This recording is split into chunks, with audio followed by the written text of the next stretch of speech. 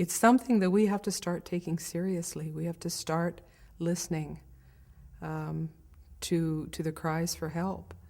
And if you can't find housing, the very basic need that human beings have, then you really don't have anything.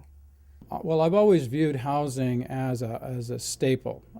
That is something that everybody needs, and I know we see this in the news all the time, the issues around housing and affordable housing. So I think it's very much a part of the human requirement. We all need a place to live. I mean, you go back to the beginning of time, we had our cave, but definitely we all need the basics, and the basics are basically a home. Maslow says that there is a standard hierarchy of needs that all people have. And the most fundamental, basic need is the need for food, water, and shelter. Until those needs are met, it's difficult for people to even think about looking at the other needs in their lives. However, once the needs for food, water, and shelter are met, they can then move on to the second layer, which is the need for security and stability. And once they're able to achieve security and stability, they move to the next layer, which is then love and belonging, then to the next layer, which is esteem, and then finally to self-actualization.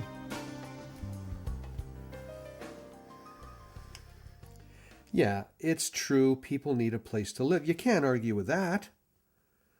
But what about the crime and the noisy parties and, all that not in my backyard stuff? What about that?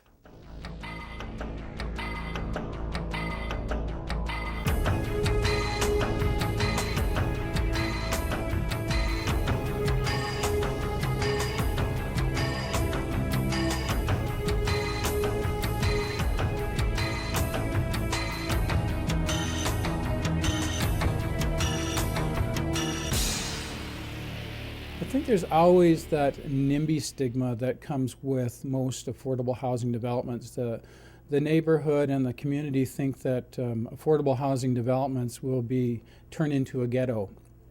And that's unfortunate, because I know that there's several developments in Kelowna, and I know most of them.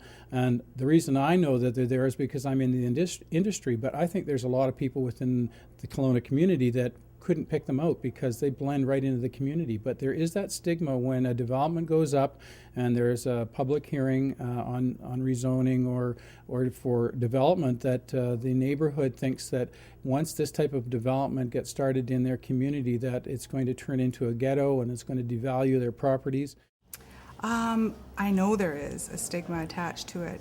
In my experience, when I do talk about housing, I can sense that from some people that aren't maybe, that don't really understand it as well. It goes back to kind of thinking of, welfare house and crime, and it's kind of gets related to that. And that's why I was so excited to be part of this, because there shouldn't be a stigma attached, because it really gives you that that hope and that ability to be able to make something more of your life by not having the burden of coming up with the added money. And especially with the society, everybody's working, nobody's sitting around.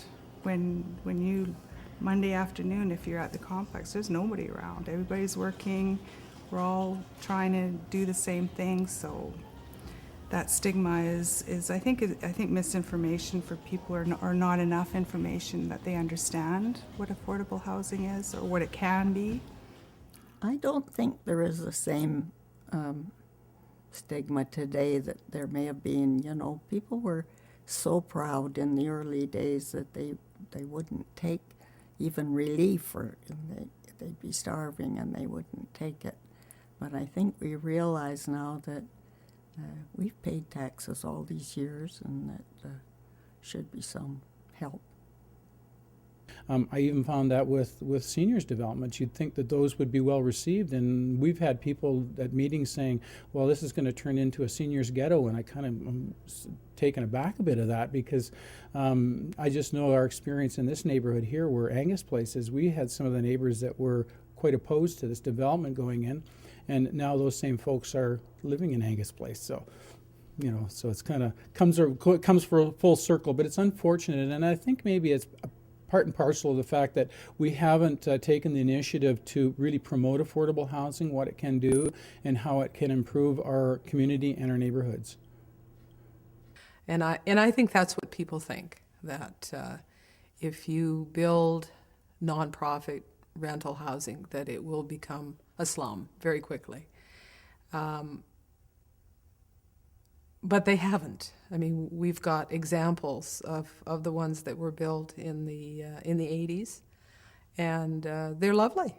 Lovely? This I've got to see. I'm going to phone up Luke, see if he'll take me on a tour to see some of these lovely affordable housing complexes.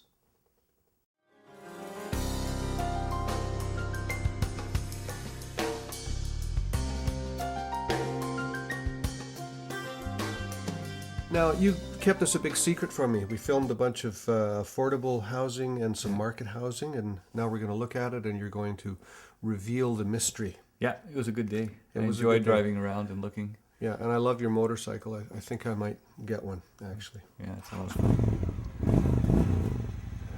Okay. I think these are very intriguing shots here. Took off. Richard, hang on. I think you're going too fast here, Luke. Making a You're left. going way too fast. I'm thinking back, we headed up toward Birch Avenue because there's a family project run by Columbus Housing, a family Right. rental housing, affordable housing. So that's affordable housing. This is affordable housing. Nicely kept property. And then from there I wanted to show you an interesting looking country style home. What do you think of that one? Yeah, that looks like a beautiful home. I'd like to live there. Yeah. This is actually a mini apartment building, transition housing for women and children. And once again, it's affordable housing with reduced rents. So it's subsidized. A subsidized housing project designed to blend into the neighborhood. What about this one here? Now this one caught my eye because it's so bright, but it is a market building. This was built by a private developer, and these homes are for sale. So you mean that's like just a typical regular market house for sale? Exactly. Yeah, that's what that one is. The affordable housing one we just looked at looks better than that. Some would think so. From here, we headed over to Evangel Family Housing. Expansive lawns. That's affordable housing. It is. It was built many decades ago, and it provides affordable rental housing to families and seniors. Really? And they do an excellent job of maintaining their properties. Oh, yeah. This is what's interesting. I took you down here because I wanted to show you two buildings that are side by side. And one of these is a market building, and one of them is affordable rental housing for seniors. Okay, so now I have to guess which is which. You got it. Okay, so let's back the tape up here a little bit. All right. So that looks very nice. Looks okay. That's okay. So I'd say the pink one, the one with the pink stripe, is affordable housing, and this one here with the blue is market. Good guess, but not correct. This one here is the affordable rental housing for seniors, the one with the blue stripe. But the real point here is that you really can't tell the difference between the two buildings. It's really indistinguishable. Yeah, they look pretty much the same. And in the Kiwanis building, everyone sees that one all the time. Yeah, that was a building ahead of its time. Once again, was affordable housing for seniors, built many, many years ago. And it's been always full. And this is the Birches, very nice place. Does that look like affordable housing? No, it just looks like a really nice place to live. I find this really hard to believe. That one's run by the Orchard Valley Housing Society, and the rents are reduced as well for the tenants. Really? Now, I think we headed up to Glenmore, if I recall, because I wanted to Yeah. show you this. What do you think Right. of this building? Well, it's really nice architecture. Looks very clean. I think maybe that's affordable housing. I mean, after what I've seen so far on this tour, I'd probably guess that it is. Is it? Yes, it is. Okay. This project's actually a co-op, and a co-op is a different model of affordable housing where the people that live there also manage and run the property. So it's kind of like Gary Taylor's story. It is. That's exactly the kind of project he lived in when he learned all about housing. Right. Okay. This next project is 42 units of family rental housing. once again, affordable housing, and many of the people here live here with reduced rents. Now we're going down the highway. Oh yeah, we wanted to go down and look at a street called Rosemead Avenue. I like this street because it's got both market housing on it as well as affordable housing run by a nonprofit society. Okay, now that's affordable housing right there, right? Well, you'd think so, and some might think, but that is owned by private market. Okay, well that's affordable housing. That's maybe a little better. It is better. That was not bad. That's also market housing. Okay, so that's out of three, third time lucky. That's affordable housing. That's the affordable housing project on the street. That's run by Canadian Mental Health Association. And it's a great looking building. Probably the best on the street, I think. Well, that was a great tour and very informative. Yeah, it's interesting, isn't it? It is. So now I have a question for you. Yeah. If this affordable housing, if these complexes look so nice, which is a complete education to me, how is it possible? Like these people are paying subsidized rent, you know, why do they look so great? I think there's a couple reasons. One is that they're budgeted. You know, each of these projects has an annual budget that's approved.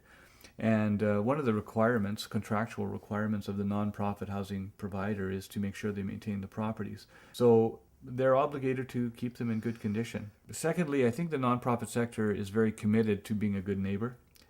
Most of the housing societies that I know really want to blend well into a neighborhood and make sure they take care of the properties. So you say most, there are some that aren't. Yeah, I have seen some that are below standard where they haven't maintained them. So but, you could have some marketplaces are not maintained very well and some affordable housing are not maintained very well. But you say most affordable housing complexes are maintained well. Yeah. So the real issue is management. I think so. The societies and their boards are very committed to providing good quality housing. But yes, with good management, there's no reason that any of those projects can't look top notch. Right. Okay. Interesting. Well, thank you. Yeah, it's fun. An eye-opener for me. And yeah, are there problems? Yes. Are there problems in normal neighborhoods? Yes. I mean, I think that rental housing has some challenges, but overall, quite frankly, I think that those housing projects worked really well.